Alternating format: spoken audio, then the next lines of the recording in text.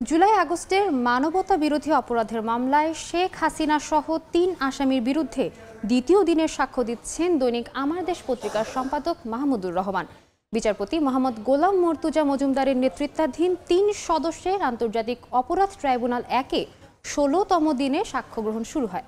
সোমবার প্রথম দিনের জবানবন্দিতে মাহমুদুর রহমান ২০০৮ সালের নির্বাচন, পিলখানা হত্যাযজ্ঞ, শাপলা চত্বরে গণহত্যা, ৭১-এর যুদ্ধাপরাধীদের বিচারের নামে প্রহসন, বিতর্কিত ৩ নির্বাচন, জুলাই আগস্টের গণহত্যা সহ নানা প্রেক্ষাপট তুলে ধরেন। তিনি বলেন, শেখ হাসিনা ফ্যাসিবাদী হয়ে ওঠা নেপথ্যে বড় ভূমিকা রাখে ভারত। এছাড়া জাতীয় পার্টি ১৪ দলের নেতারা সহ বিভিন্ন পেশায় থেকে যারা ফ্যাসিবাদকে সহযোগিতা করেছে তাদের নাম বলেন মাহমুদুর রহমান। এ মামলায় জুলাই শহীদ পরিবারের সদস্য, আহত, চিকিৎসক, সাংবাদিক, পুলিশ ও ম্যাজিস্ট্রেট সহ ৪৬ জন সাক্ষ্য দিয়েছেন। এদিকে রামপুরায় কার্নিশে ঝুলে থাকা আমিরকে গুলি ও ২ জনকে হত্যা মামলায় সাবেক ডিএমপি কমিশনার হাবিবুর রহমান হাবিব সহ ৫ আসামির বিরুদ্ধে অভিযোগ গঠনের বিষয়ে ১৯ সেপ্টেম্বর আদেশ দেবেন ট্রাইব্যুনাল। এই মুহূর্তে আন্তর্জাতিক অপরাধ ট্রাইব্যুনালের সামনে আছেন সহকর্মী আফজাল হোসেন। সরাসরি চলে যাচ্ছে সেখানে। আজকে দ্বিতীয় দিনের মতো সাক্ষ্য দিচ্ছেন দৈনিক আমাদের পত্রিকার সম্পাদক মাহমুদুর রহমান, এবং তার যে সাক্ষ্য খুবই অল্প সময়ে আজকে সাক্ষ্য গ্রহণ বাকি রয়েছে।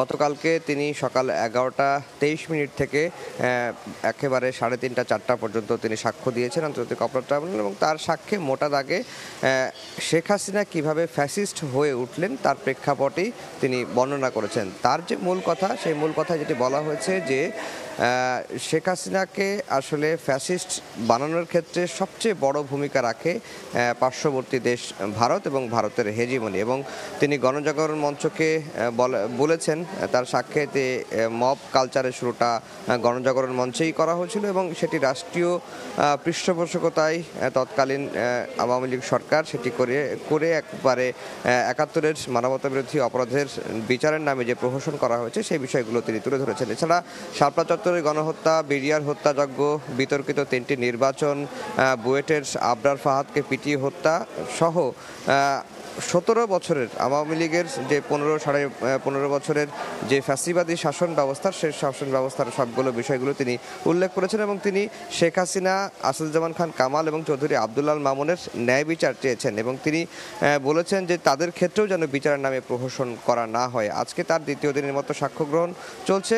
খুব অল্প সময় সাক্ষ্য গ্রহণ হবে, এবং এরপরে তাকে জেরা করবেন আসাদুজ্জামান খান কামাল, এবং শেখ হাসিনার পক্ষে রাষ্ট্রনিযুক্ত যিনি আইনজীবী রয়েছেন তিনি জেরা করবেন।